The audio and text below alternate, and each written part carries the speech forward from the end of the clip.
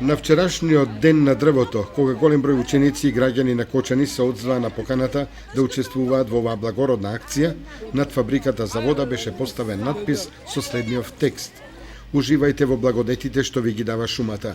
Чувајте ја шумата од пожари.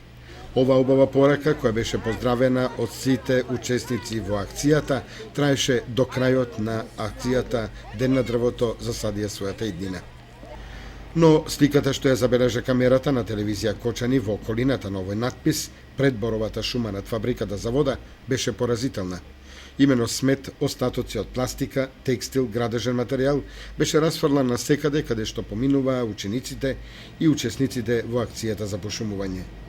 Комуналното јавно предпријатие Водовод само пред некој ден од почетокот на акцијата го расчисти теренот над фабриката за вода, за да само за неполно деноноќие гледката биде навистина чудна.